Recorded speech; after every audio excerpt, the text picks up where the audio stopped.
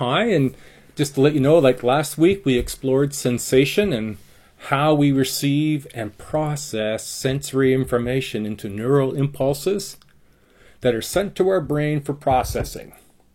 This week, we're going to look at perception, how we make sense of that sensory information in order to navigate the world that we live in successfully. So, a reminder of sensation and perception definitions.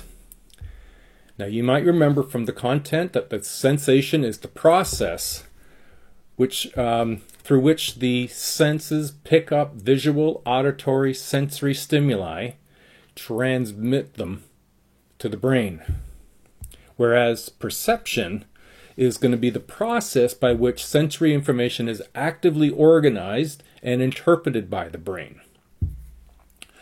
So here's something that will help you sort of get an idea about the process or the division of, or what is forming our perceptions. And we're going to get into a lot of this further when we get into the states of consciousness chapter. The process of perception basically moves through three stages. There's selection, organization, and interpretation. The first stage, selection, is the part where we select and or we delete sensory information. We can't process everything simultaneously. So we attend to some information and we do not pay attention to other.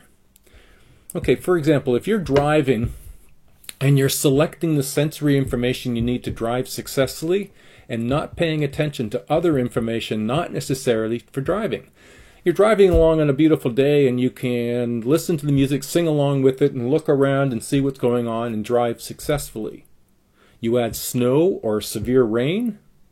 Now you can't do all those things quite as much or as easily because you've got to concentrate on and select more information regarding driving.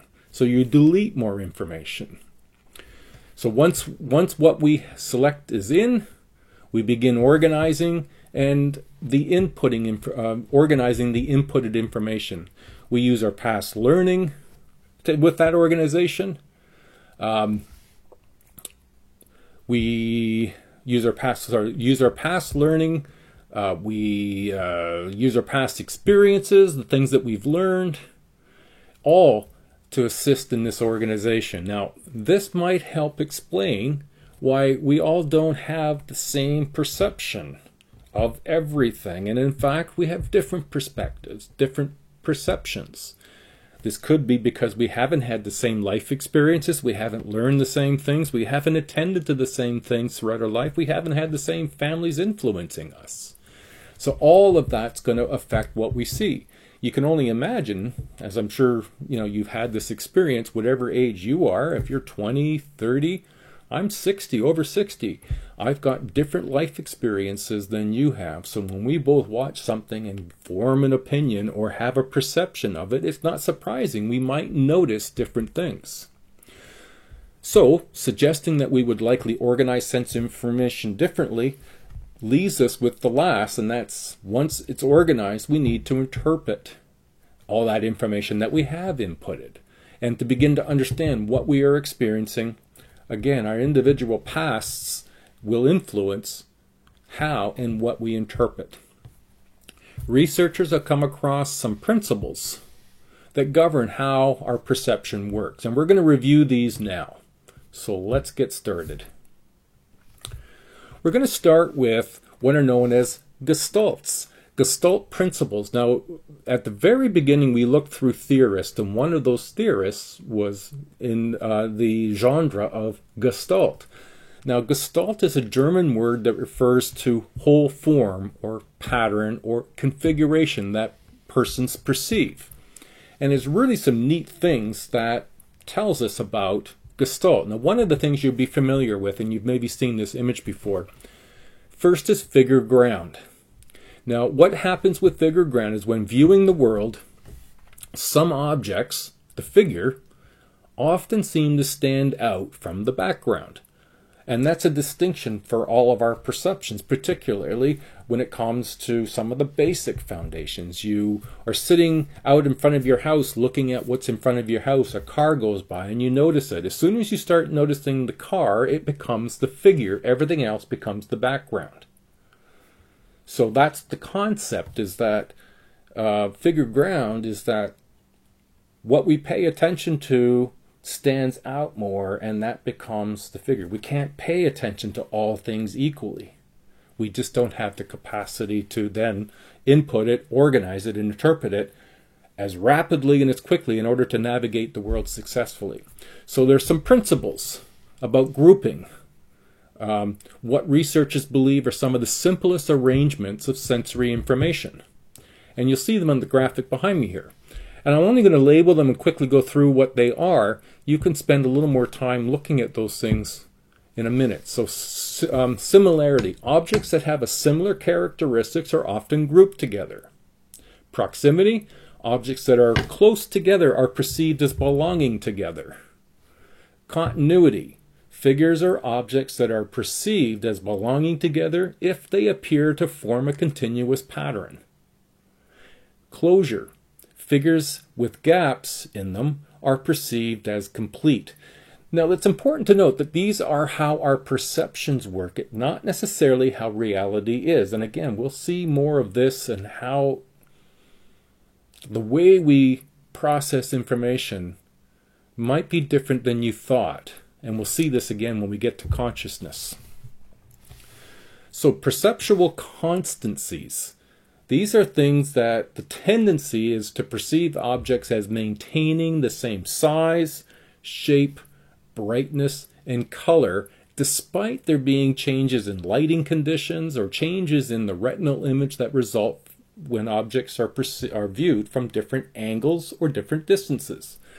Now, these ones you'll be familiar with, I suspect, because you've probably had more experience with all of these, but aren't sure how they've played out for you when it comes to your own personal life. So size constancy, and this is a neat one.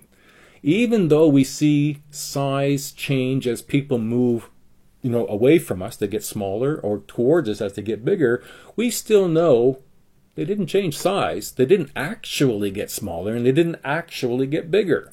So we know size constancy exists because we have history with the size of things, and as we've moved toward them, they may have appeared to get bigger, but the object didn't get bigger. Shape constancy. Objects remain the same even if their orientation to us changes.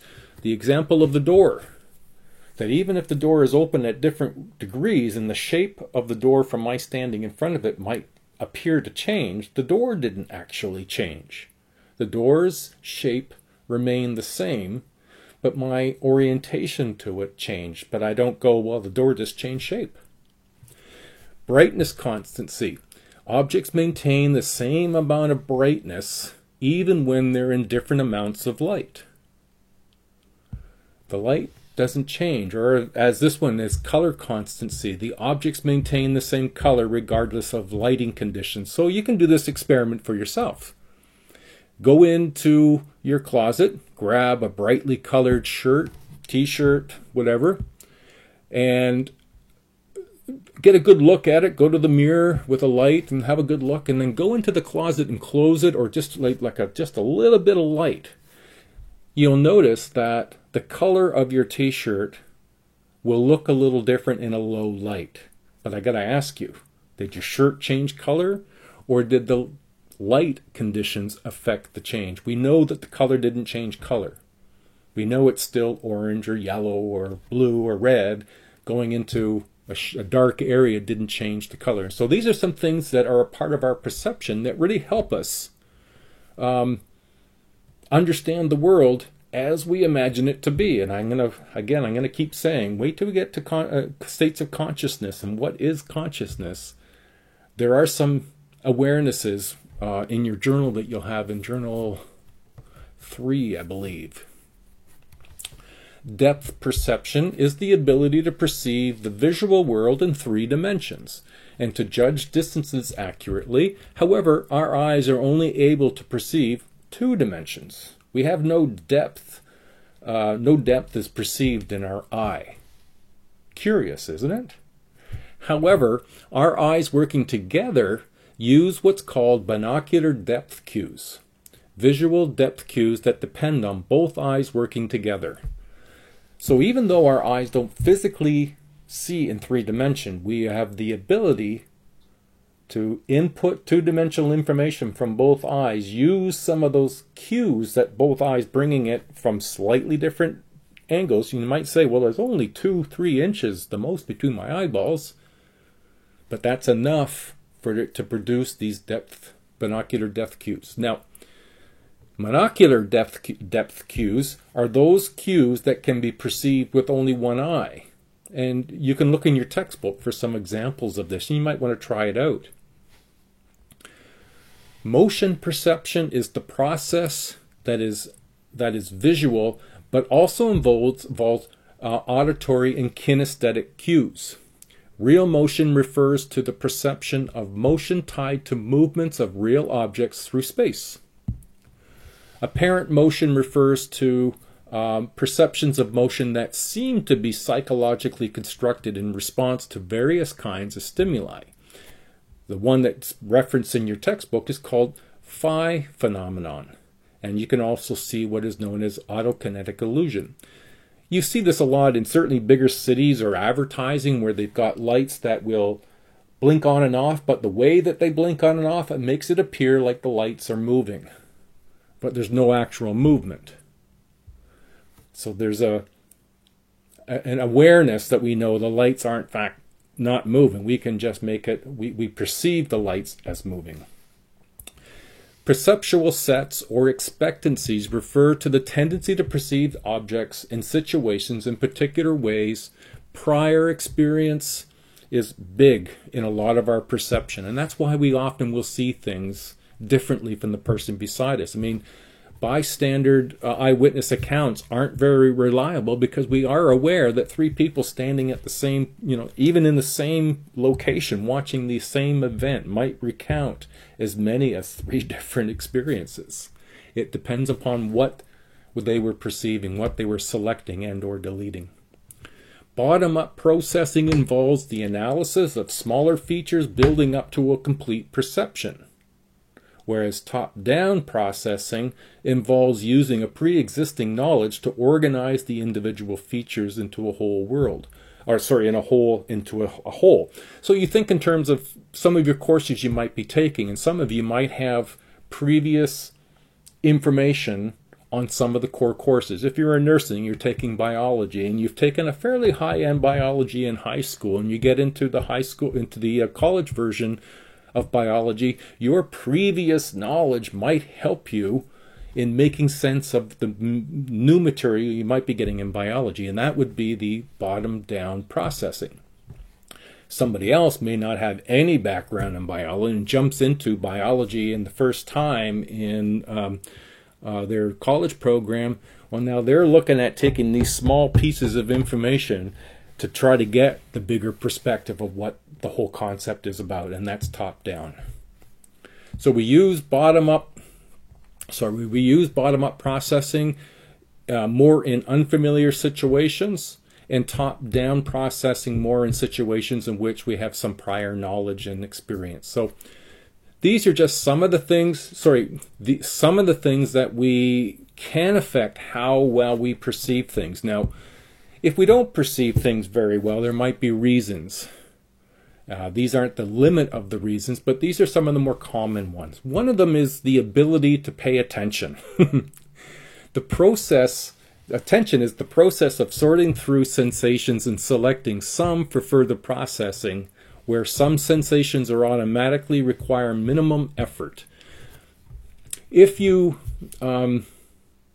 wanting to